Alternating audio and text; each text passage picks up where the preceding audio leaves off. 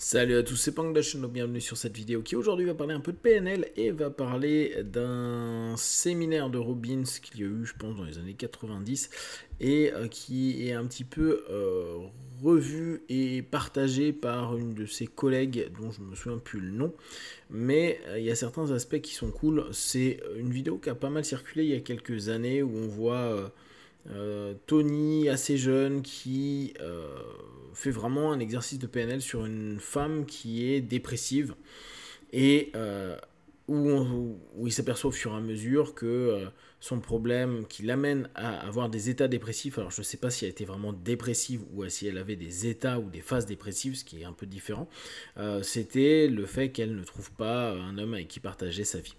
Et on voit une jolie séance bien structurée, de pur PNL, donc devant du public et tout, donc en plus il arrive à très bien animer le show à ce moment-là, comme il a l'habitude de le faire. On l'avait vu sur Netflix où il proposait à nouveau des choses un peu dans le même genre.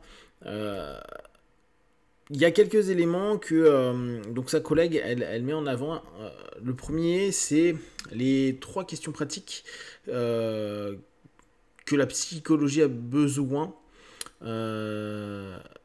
et en l'occurrence pour aider les humains, c'est qu'est-ce qui te stoppe d'avoir une vie et une relation que tu veux. Donc ça, c'est une question qu'on peut se poser, hein. Qu'est-ce qui me stoppe aujourd'hui? Qu'est-ce qui forme et contrôle mes choix et mes émotions? Et pourquoi nous faisons ce que nous faisons? Si c'est si facile de changer, comment on pense et on ressent, pourquoi ne le faisons-nous pas? Donc en gros, 3 questions pratiques sur lesquelles ils fonctionnent, qui sont assez courants dans le monde de la PNL, dans le monde du coaching. Qu'est-ce qui nous stoppe de façon générale? Qu'est-ce qui forme et contrôle nos choix? Et pourquoi on fait ce qu'on fait et pourquoi on ne change pas ce qu'on est en train de faire? Donc, elle repart d'un élément assez classique aussi dans le coaching, dans la PNL, qui est la triade. Alors, ce mot triade, je ne l'ai pas forcément entendu dans plein d'endroits, mais chez Robbins, je me souviens à l'époque avoir lu quelque chose là-dessus. Sa triade pour lui, c'est la physiologie et la posture, la focalisation mentale et le langage. D'accord? Donc c'est extrêmement PNL. Et c'est extrêmement Robbins, où il est toujours en train de dire, s'il y a quelque chose qui ne va pas à l'intérieur de vous au niveau de votre émotion, vous changez votre posture, et parce que vous allez prendre une autre posture, automatiquement votre état psycho-émotionnel interne va changer. C'est un élément qui est clairement faisable, assez impactant, pas toujours simple, parce que souvent dans les démos, on a l'impression que la personne, d'un coup, elle se redresse alors qu'elle était tête vers le bas, etc.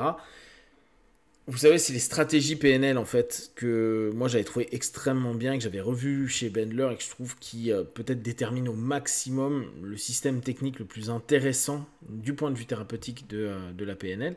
Et cette notion de qu'est-ce qui se passe à l'intérieur de toi, pourquoi tu te tiens comme ça? Tiens, bah, j'ai une sensation, plus une pensée, plus une image, plus ceci, plus cela. Et puis après, on va recomposer la structure de fonctionnement interne pour créer des nouveaux éléments, des nouveaux facteurs que l'on peut maintenir, contrôler, décider. Donc c'est des petites choses toutes simples qui permettent dès lors d'avoir un autre état. Et c'est vrai que ça, Robbins l'avait énormément mis en avant pendant des années, mais tenez-vous différemment. Si ça va pas, si vous êtes énervé, agacé, ça peut être super intéressant dans votre journée de vous dire comment je me tiens quand je suis énervé. Comment je me tiens quand je suis triste? Comment je me tiens quand je suis frustré? Comment je me tiens quand j'ai envie de ceci? Quand je ne peux pas avoir cela?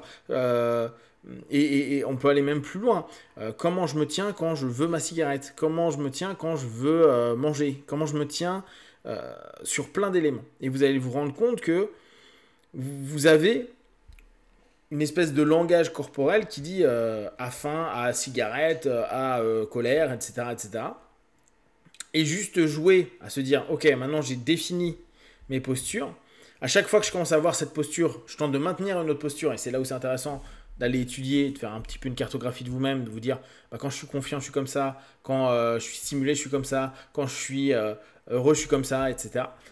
Et après, commencer à faire juste des switches purement physiques. Et ça, c'est quelque chose qui n'est pas trop difficile pour avoir un retour mental, un retour émotionnel.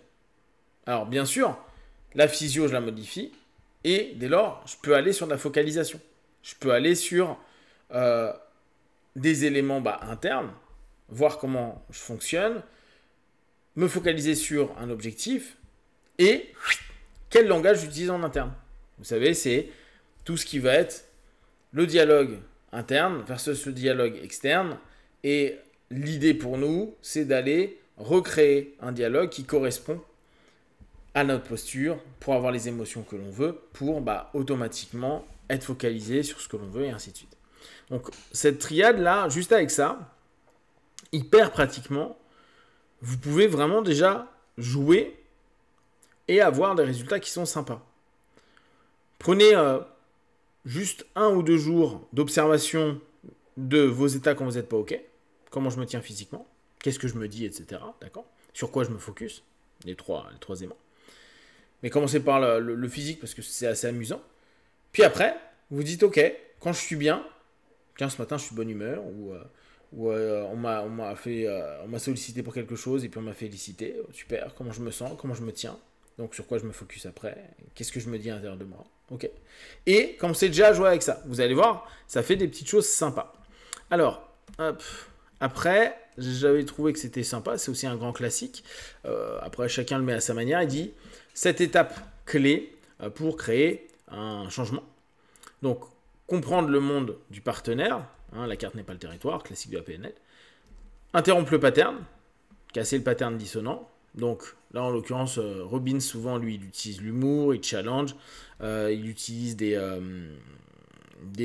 interruptions de pattern verbaux. C'était Bandler qui était très, très, très, très fort là-dessus. Après, trouver un levier. Il y a toujours un levier dans nos problématiques. Et donc, on peut se dire, levier, pour faire plus simple, une ressource. Il faut la trouver. Redéfinir le problème.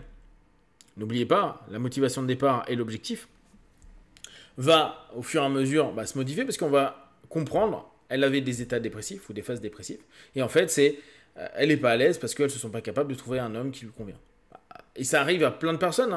On va nommer quelque chose, on va dire je suis dans tel état, et en fait, on se rend compte que la problématique n'est pas du tout associée à ce que l'on pensait. Par contre, c'est une des conséquences. Et ça, c'est important à prendre en compte. Créer des alternatives. Toujours hyper important. Souvenez-vous, des alternatives. Je me souviens, mes premiers profs de PNL expliquaient que c'était jamais 2. C'est pas une alternative 0,1, c'est chercher au moins 3 éléments. Hop. Conditionner un nouveau comportement. Alors là, on peut prendre les notions purement de visualisation, projection, posture, etc., auxquelles on associe, on ancre, entre autres. On peut utiliser après toutes les techniques de TCC, on peut utiliser plein de fonctionnements très classiques. Et mettre ce changement pour un objectif plus élevé, entraîner vers quelque chose qui hisse vers le haut plutôt que rester au même niveau. Alors, ce qu'ils appellent Human Needs Psychology, donc les besoins de l'humain, 2 peurs primaires.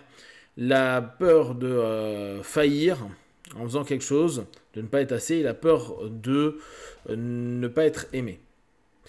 Moi, je me souviens que c'était la peur de tomber et la peur de je ne sais plus quoi, il y avait la chute et la peur d'être étouffé, je crois les 2 primaires, mais à vérifier. Ok. Ça répond bien à un truc de coaching. Tu te sens pas aimé ou tu te sens pas capable et aller bosser là-dessus. On reviendra sur d'autres éléments. C'est des petites vidéos là que je me suis prise à 30 balles. C'est assez sympa et j'aime bien justement ce modèle que Colline, je crois elle s'appelle, propose, parce que ça permet de couper ces séquences et d'analyser, et c'est toujours passionnant pour nous qui sommes des PNListes, des hypnotistes et des accompagnants. Si vous avez des questions, des remarques, vous les partagez sur Facebook, YouTube, j'y répondrai le plus rapidement possible. Comme d'habitude, de tout ce que je propose, ne prenez que ce qui est bon et juste pour vous. Testez, observez, analysez et concluez. Be one, ciao.